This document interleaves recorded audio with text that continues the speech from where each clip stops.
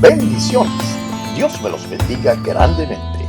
Bienvenidos a nuestra serie Principios Cristianos. Hoy con la lección denominada La manifestación del don de hacer milagros. 10 minutos compartidos en el amor del Señor Jesús para hacer de la vida una práctica efectiva. Estimado oyente, en esta lección les voy a revelar otro de los secretos espirituales fundamentales para nuestra vida cristiana. Se trata de la manifestación del don de hacer milagros. Dios establece a lo largo de su palabra contenida en las Sagradas Escrituras la importancia de ver más allá del alcance de nuestros ojos, de nuestra visión natural y creer incondicionalmente. En la carta de Primera de Corintios, en el capítulo 12, desde el versículo 4 al 11, contenido en la Biblia, en el Nuevo Testamento, leemos acerca de las manifestaciones del Espíritu. Ahí dice: ahora bien, hay diversidad de dones, pero el Espíritu es el mismo. Y hay diversidad de ministerios, pero el Señor es el mismo. Y hay diversidad de operaciones, pero Dios, que hace todas las cosas en todos, es el mismo. Pero a cada uno le es dada manifestación del Espíritu para provecho. Porque a este le es dada por el Espíritu palabra de sabiduría, a otro palabra de ciencia según el mismo Espíritu, a otro fe por el mismo Espíritu, y a otro dones de sanidades por el mismo Espíritu, a otro el hacer milagros, a otro profecía, a otro discernimiento de espíritus, a otro diversos géneros de lengua, y a otro interpretación de lengua. Pero todas estas cosas las hace uno y el mismo Espíritu, repartiendo a cada uno en particular como Él quiere. Estimados hermanos, la palabra establece que hay diversidad de dones, diversidad de ministerios, diversidad de operaciones y hay manifestaciones del Espíritu. El creyente puede recibir los dones o manifestaciones espirituales para provecho o respaldo en su vida cristiana. Estos dones espirituales, de acuerdo al texto, son el don de palabra de sabiduría, el don de palabra de ciencia, el don de fe, el don de sanidades, el don de hacer milagros, el don de profecía, el don de discernimiento de espíritu, el don de diversos géneros de lengua y el don de interpretación de lenguas. Un don es una función especial que se recibe como regalo de Dios por medio del Espíritu Santo. Es igualmente una unción específica o el ser escogido para una obra o manifestación especial. Ahora bien, queremos enfocarnos en cómo suceden los milagros o el don de hacer milagros. En primer lugar, debemos entender que los milagros no suceden por oración. En ninguna parte de la Biblia o la palabra de Dios establece que se debe orar para que se produzcan los milagros. Ha existido una confusión al respecto, ya que se ha unido la sanidad divina y las necesidades con el don de hacer milagros.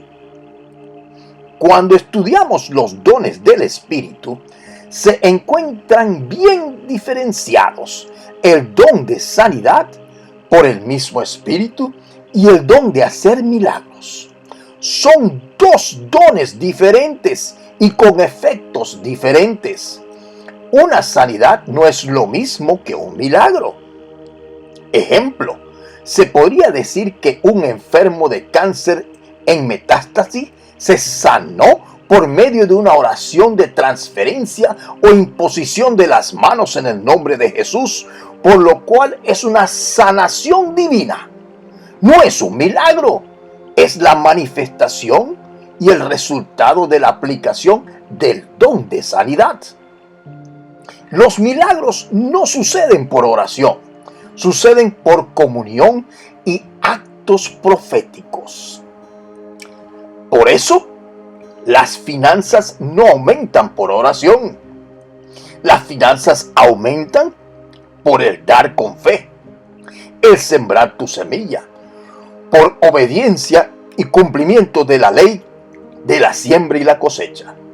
En eso no interviene la oración, interviene la obediencia a los mandatos y promesas de Dios. Pongo unos ejemplos. Cuando Jesús realizó el milagro de la multiplicación de los 5 panes y los 2 peces, la palabra dice en el Evangelio de San Mateo, en el capítulo 14, versículo 19 en adelante, y ahí dice lo siguiente: y mandó Jesús a la gente recostarse sobre la hierba, tomó los 5 panes y los 2 peces, y alzando los ojos al cielo, bendijo, y partió, y dio los panes a los discípulos, y los discípulos a la gente. Y comieron todos y se saciaron, y recogieron lo que sobró, 12 cestas llenas. Aquí no vemos a Jesús orando. Dice el texto: y alzando los ojos al cielo, bendijo y partió y dio los panes a los discípulos. No oró. Este mismo milagro se repitió en la alimentación de los 4,000, que también está en el Evangelio de San Mateo, en el capítulo 15, versículo 32 al 39. Y ahí tampoco oró. En las bodas de Caná, Jesús convirtió el agua en vino. Lo que dijo fue: llenad estas tinajas de agua y sacad ahora y llevadlo al maestresala. No oró y se hizo el milagro de la conversión del agua en vino. Eso lo ve usted en el Evangelio de San Juan, en el capítulo 2, versículos del 1 al 11. Cuando el ciego se presentó ante Jesús y le dijo: sáname. Dicho esto, Jesús escupió en el suelo, hizo barro con la saliva y se lo untó en los ojos al ciego, diciéndole: ve y lávate en el estanque de Siloé, que significa enviado. Y el ciego fue y se lavó. Entonces, al volver, ya veía. Un milagro legítimo necesita un acto profético. En la Biblia, léalo. Cada vez que sucedía un milagro, había un acto profético. No había oración. Estoy tratando de mostrarle de que el pueblo de Dios perece por falta de conocimiento. Las armas de un profeta son los actos proféticos. En el Antiguo Testamento, los sacerdotes tomaban un cordero y lo sacrificaban ante el altar para el perdón de los pecados del pueblo. Esto era un acto físico, pero afectaba al mundo espiritual, ya que servía para el perdón de los pecados y Dios aceptaba el sacrificio. En Segunda de Reyes, en el capítulo 2, versículos del 20 al 25, el profeta Eliseo salió a la fuente de agua, echó la sal al agua y dijo: el Señor dice, purifico esta agua y de ahora en adelante no producirá más la muerte ni hará la tierra estéril. El agua quedó purificada hasta el día de hoy, tal como dijo Eliseo. Eliseo no oró, pero utilizó la sal para purificar el agua, como un elemento espiritual de desinfectar las aguas. Las desinfectó. Eliseo no oró, realizó un acto profético y utilizó un elemento físico para realizar el milagro. Vemos en el libro de Éxodo, en el capítulo 14, versículo 15. Ahí vemos lo que dice Moisés cuando se encontró con el pueblo de Israel sin salida frente al Mar Rojo y el ejército del faraón de Egipto acercándose para acabarlos. Jehová dijo a Moisés: ¿por qué clamas a mí? Di a los hijos de Israel que marchen. Y tú alza tu vara y extiende tu mano sobre el mar y divídelo, y entren los hijos de Israel por el medio del mar en seco. Este es uno de los milagros más poderosos sucedidos. Dios le dijo a Moisés: ¿por qué clamas a mí? No es tiempo de orar. Actúa, alza tu vara y extiende tu mano sobre el mar. Divídelo. Acto profético, acción profética, milagro de salvación. La Biblia establece que el grado más alto de madurez espiritual se mide por los frutos. La madurez no se mide por la oración o el ayuno. De allí que se puede orar mucho y ayunar, pero no se alcanza madurez. La madurez viene y se alcanza por el fruto, como establece el Evangelio de San Mateo en el capítulo 7, versículo 16 al 20. Y ahí leemos, y dice: por sus frutos los conoceréis. Así que, por sus frutos los conoceréis. Los fariseos oraban en las calles y se daban golpes de pecho y hacían largos ayunos, pero no tenían frutos.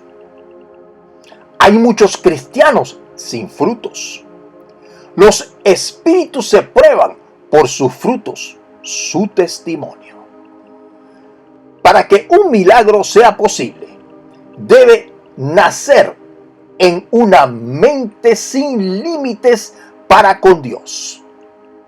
Todo pensamiento rige el comportamiento y por lo tanto somos el producto de lo que pensamos.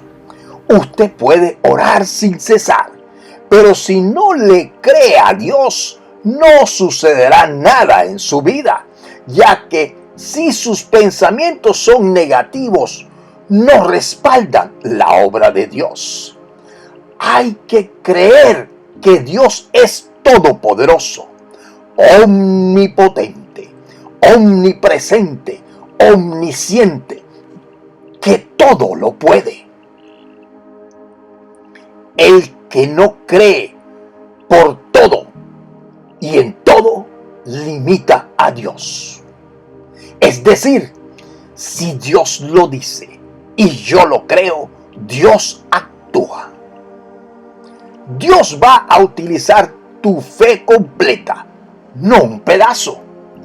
Es un todo para darte o obrar tu milagro por medio de ti.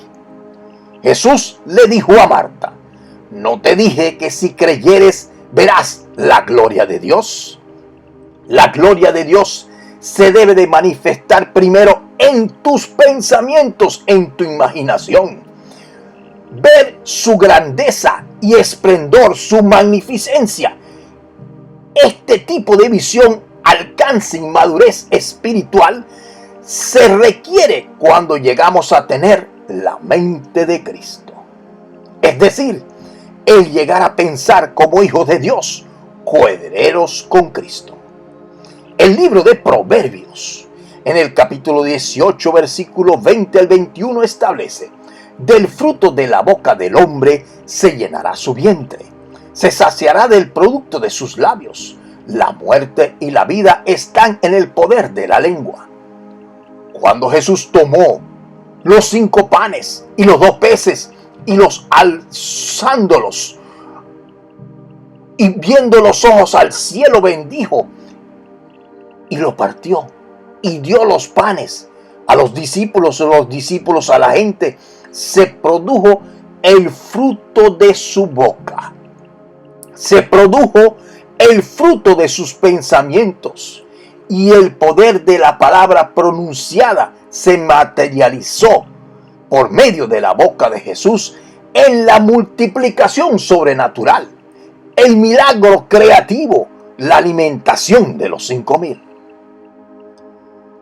Conclusión, estimados, si tu mente, tus pensamientos están en estado o modo de pobreza, no hay forma que prosperes o madures espiritualmente, porque estás limitado por tus pensamientos pobres, escasos, mezquinos para con Dios. Usted nunca verá a un mediocre espiritual, a un tibio, a un fariseo, a uno de doble ánimo realizar ningún milagro o acto profético. Dios utiliza para los milagros aquellos que tienen su fe y pensamientos ilimitados para con Dios. Sus pensamientos deben ser ricos e ilimitados para con Dios. Oremos. Padre Celestial, en esta hora te pedimos que nos des la mente de Cristo por medio de tu Santo Espíritu, para tener una fe y pensamientos ilimitados. Te lo pedimos en el nombre de nuestro Señor y Salvador Jesucristo. Amén. Habló para ustedes el doctor Ricardo Achón.